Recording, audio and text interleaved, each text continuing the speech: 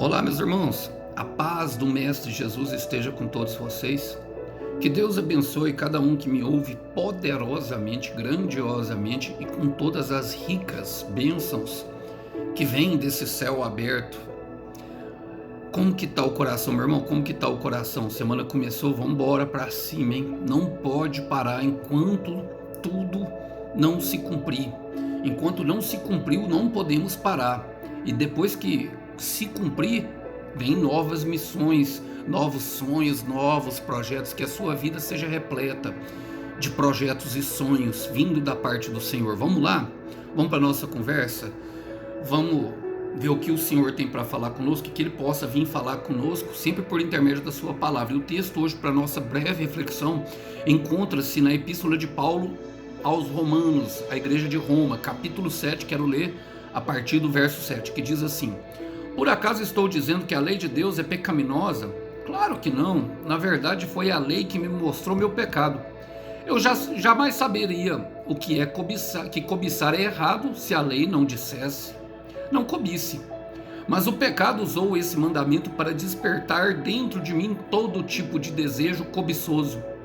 Se não houvesse a lei, o pecado não teria esse poder. Houve um tempo em que eu vivia sem a lei. No entanto, quando tomei conhecimento dos mandamentos, o pecado ganhou vida. E eu morri. Assim descobri que os mandamentos da lei, que deveriam trazer vida, trouxe em vez disso morte. O pecado se aproveitou desses mandamentos e me enganou, e fez uso para me matar. Isso, porém, só demonstra que a lei em si é santa. E santos, justos e bons são os seus mandamentos. Glória a Deus, irmãos. Vamos falar um pouquinho sobre a palavra de Deus hoje. Paulo, quero contextualizar rapidamente a epístola de Paulo aos Romanos. É uma epístola riquíssima em como Paulo disserta sobre a nossa salvação, que a salvação vem pela fé e não pelas obras, e justamente não pelo cumprimento da lei. Não é assim que nós somos salvos. Paulo escreveu essa carta justamente a uma igreja que se encontrava dentro de pequenos grupos, dentro das casas ali na cidade de Roma. Tinha alguns hebreus e tinha alguns irmãos que visitavam de culturas diferentes, que introduzia ali o seu próprio costume.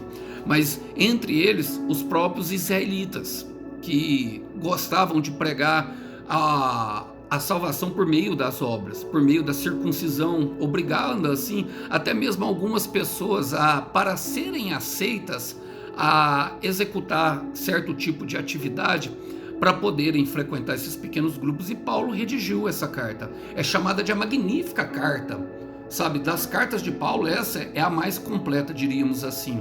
Ela tem todo o conteúdo que dá suporte para a nossa salvação. Suporte de fé, suporte de esperança, suporte de conhecimento, de conduta e suporte de conhecimento também de sabedoria, para que nós possamos atravessar essa jornada chamada vida. E eu quero fazer algumas aplicações pertinentes a esse texto que eu li para vocês, que fala justamente a experiência dos judeus sob a lei. E Paulo começa falando assim, Romanos 7, versículo 7. Por acaso estou dizendo que a lei de Deus é pecaminosa? Ele mesmo responde, claro que não. Na verdade, foi a lei que me mostrou meu pecado. Eu jamais saberia que cobiçar é errado se a lei não dissesse, não cobice. Irmãos, tudo que está na palavra de Deus não é sem sentido. Até mesmo a cronologia, até mesmo aqueles como Mateus e Lucas relata a cronologia do Senhor Jesus ali, as árvores genealógicas e todas as situações colocadas, todas elas têm um simbolismo, todas elas têm um porquê. Todo versículo nós conseguimos, sabe, por meio da oração, uma revelação do Espírito Santo. Todo versículo em si, ele tem um sentido sim, sozinho, mas texto aplicado fora de contexto, normalmente, gera pretexto, e todos nós já ouvimos falar isso, e é bom nós conhecermos justamente todo o texto que está sendo aplicado. Por isso eu contextualizo sobre as epístolas. Mas o que Paulo está falando sobre a lei, irmão? Que o propósito da lei é simplesmente traçar os limites que nós devemos, que Deus estabeleceu para nós.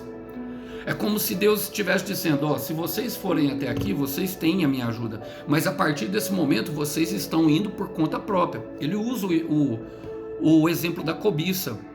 Não há, sabe, irmão, casamento abençoado por Deus destruindo uma família. Não há casamento abençoado por Deus de um homem, de uma mulher que cobiçou a mulher do seu próximo, tirou ela de dentro de casa, se tornou amante primeiro e depois se casou com ela. Deus não abençoa. Deus não está nesse tipo de aliança. E precisamos entender que há um limite para tudo que nós façamos, irmãos. A nossa liberdade, ela impõe para nós esses limites. O propósito da lei é justamente traçar, ou seja, trazer esses limites. Quero ler com vocês Jó capítulo 26, versículo 10. Ele fala, o livro de Jó fala o seguinte: ele colocou um limite para os oceanos, uma divisão entre a luz e as trevas, para o dia e a noite. E essa divisa, justamente, meus irmãos, essa divisão entre a luz e as trevas é justamente a lei de Deus, os mandamentos. Toda a lei, ela é embasada justamente naqueles 10 mandamentos que foram talhadas na rocha. E por que foram talhadas na rocha, Alisson? Porque Deus não tinha intenção nenhuma de se fazer. Então a lei não é pecaminosa, ela só também não pode nos salvar. A salvação vem por meio da figura de Jesus Cristo. O Senhor Jesus Cristo é a própria lei. Ele é tudo em todos. Quando Paulo fala em Colossenses 3, versículo 11, que ele é tudo em todos, inclusive ele é a lei. E entender isso traz para nós o quê? Capacitação, para que nós venhamos a compreender com sabedoria e entendimento tudo aquilo que nos cerca, porque Satanás usa de tudo, meu irmão, para que nós venhamos a desviar do caminho. E o caminho, a própria palavra fala que ele é estreito, e é no final desse caminho estreito que nós encontramos quem nos amou primeiro, o Senhor Jesus. Mas a palavra, ela não dá a entender que ele é longo. O caminho, além de estreito, ele é longo. Então, muitas vezes nós vamos ter dificuldade por falsos ensinos, de tudo que nós temos, de encontrar o nosso mestre. Paulo continua falando, fala assim, ó. Olha, ele fala assim, ó, mas o pecado usou esse mandamento. Olha o que ele fala, a força do pecado, o pecado. Ele usa o pecado como um elemento, como uma pessoa. Mas o pecado usou esse mandamento para despertar dentro de mim todo tipo de desejo cobiçoso.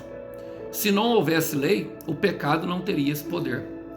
E aqui, irmãos, é justamente aquilo que nós ouvimos na nossa infância. Quem pensa que não está escrito que tudo que é proibido é mais gostoso? Está escrito, é o que Paulo está falando, ó.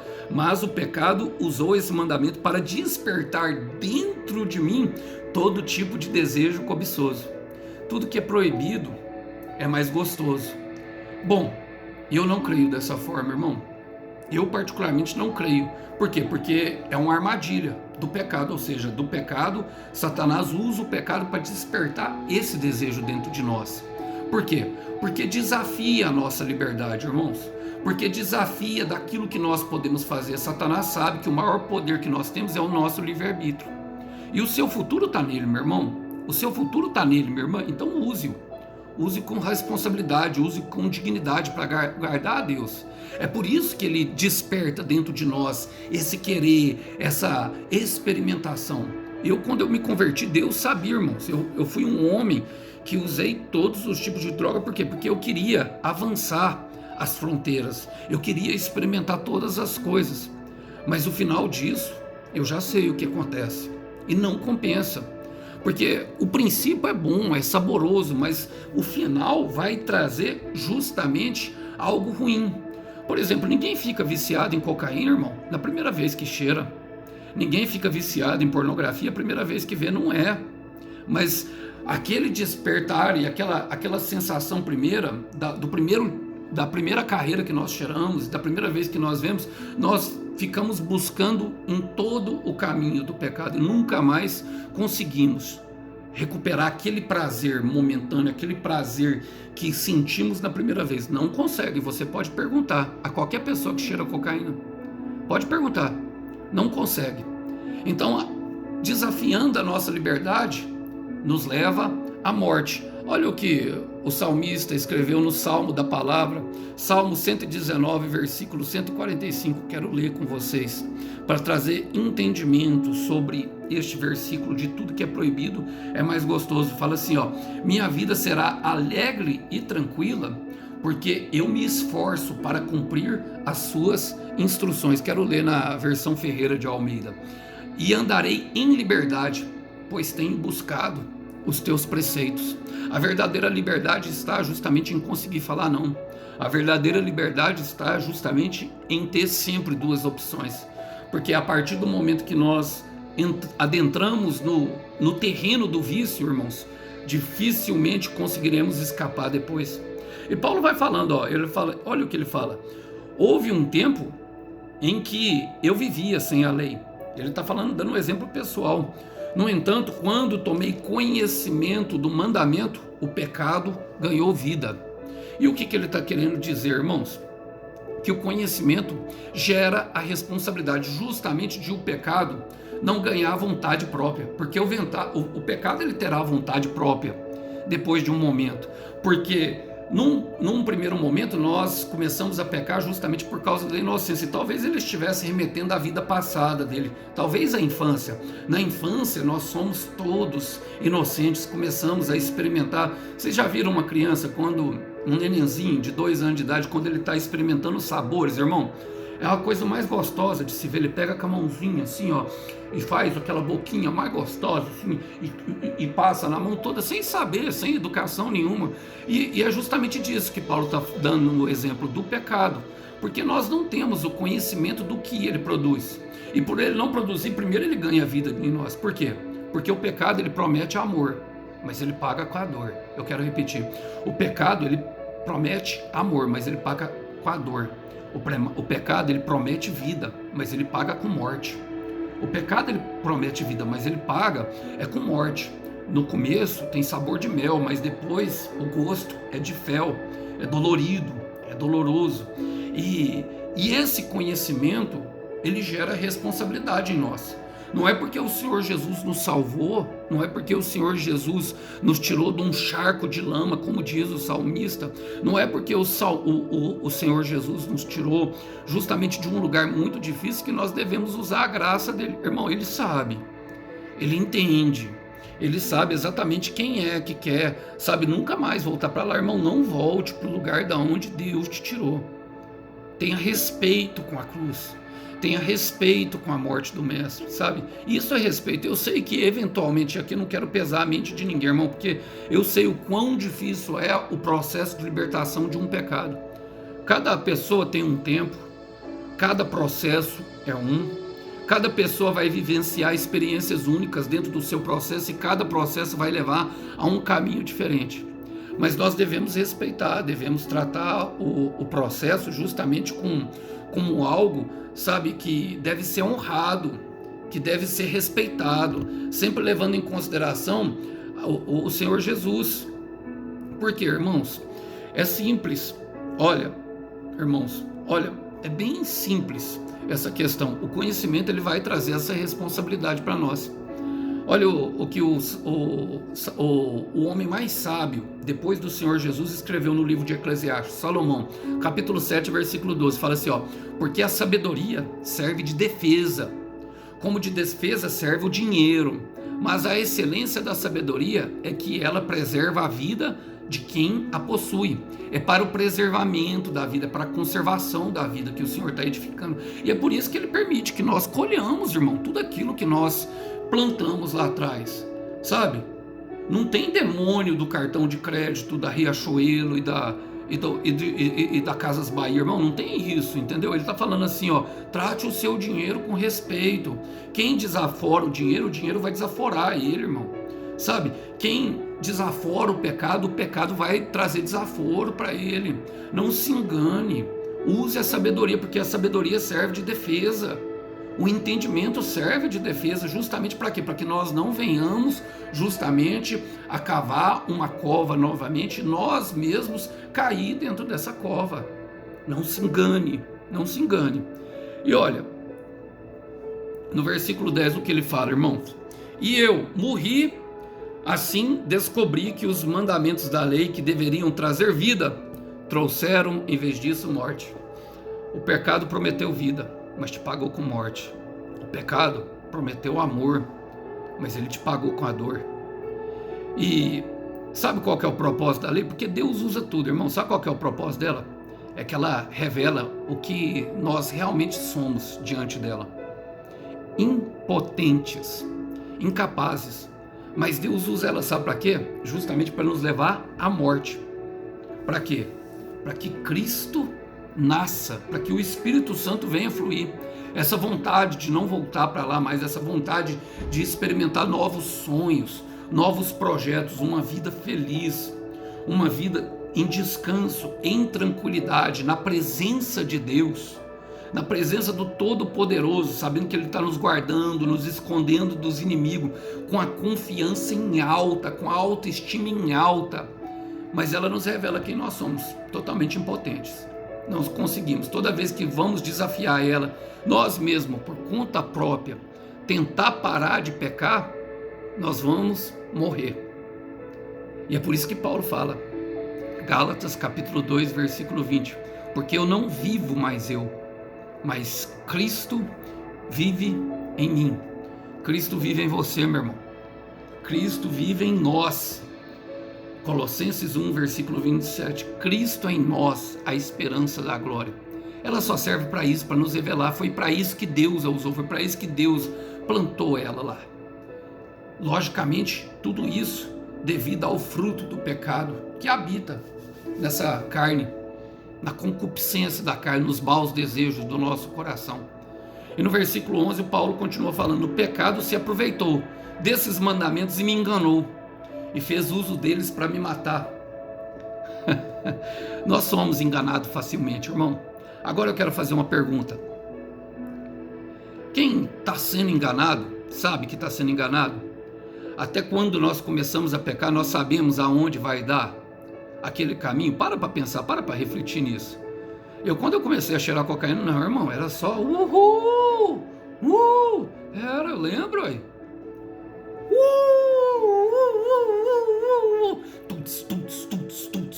Tuts.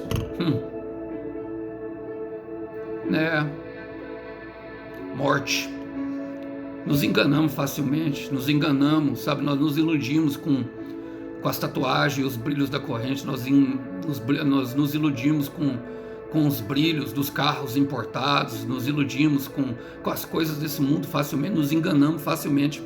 Agora, se alguém falou para você que era fácil, meu irmão, mentiu. Se alguém falou para você, minha irmã, que era fácil, mentiu. E se você acreditou, você se iludiu. Assim como Paulo se enganou, assim como eu me enganei, eu me iludi. Todos nós nos enganamos facilmente. Mas Deus faz uso disso, irmão. Deus faz uso disso. Para quê?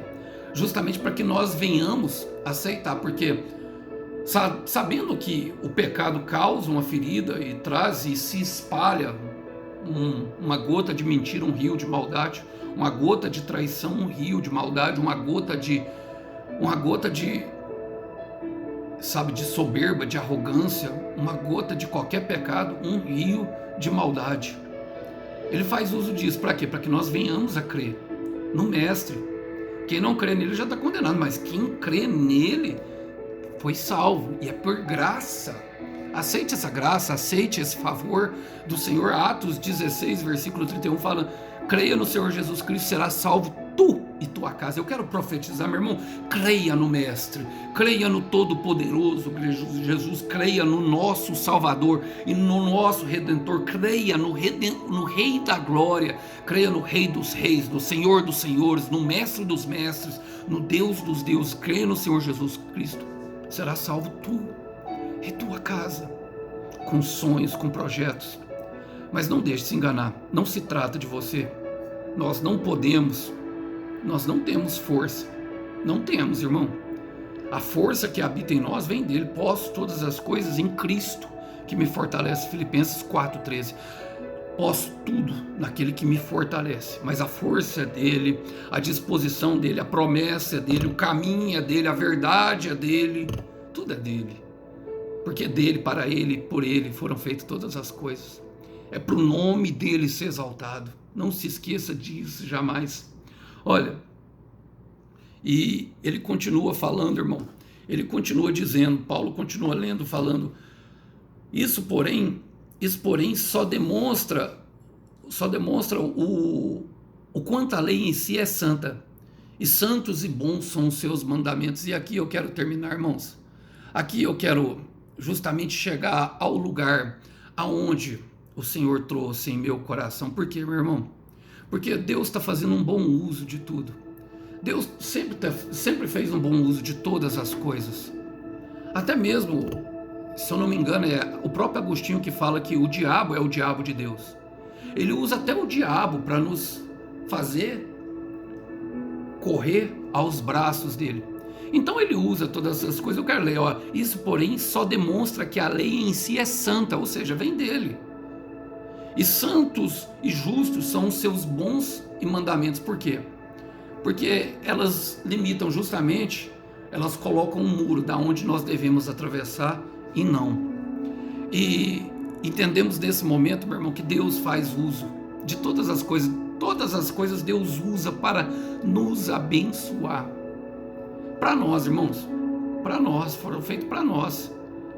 Ele é como um grande construtor, como um grande arquiteto, como um grande rei, que olhou para mim e para você e falou assim, eu vou dar um presente para ele, a vida. E quando nós mudamos o nosso olhar a respeito dessas coisas, fica mais leve.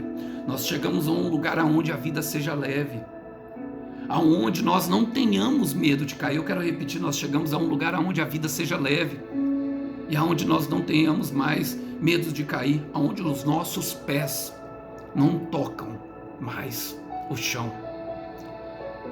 E aí faz total sentido, Romanos 8, versículo 28. Todas, estou pregando aqui para pessoa que está passando por muita dificuldade, todas, estou pregando aqui para pessoas que se deparou com a maldade, todas, eu estou pregando aqui para pessoas que abriu a porta e encontrou a traição, todas, eu estou pregando aqui para pessoas que encontrou a mentira, encontrou a traição por meio das pessoas que mais amavam, todas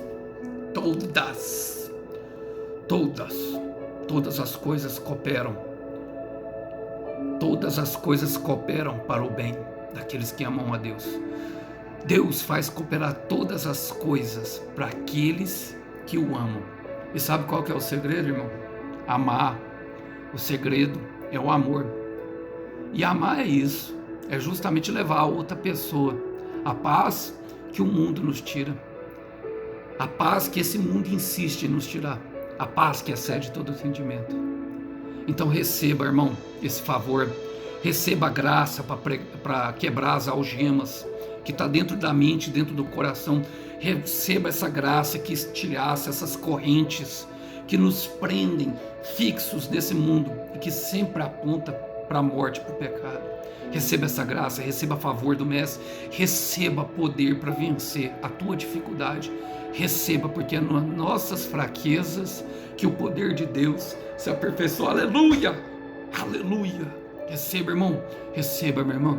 Tenho certeza que a missão vai ser concluída. Tenho certeza, porque o Senhor é contigo. O Senhor é contigo. E no final de tudo, irmão, Ele é tão bom. Coloca a sua força em nós e diz que nós somos fortes. E no final de tudo ainda nos dá um presente, nos dá aquilo que nós queremos. Colocou em nós o querer, nos leva por um caminho e vai dar para nós o efetuar. E eu quero terminar aqui falando que o Cordeiro Santo tem a recompensa para o teu sacrifício. Que Deus abençoe, irmão. Que Deus abençoe, minha irmã.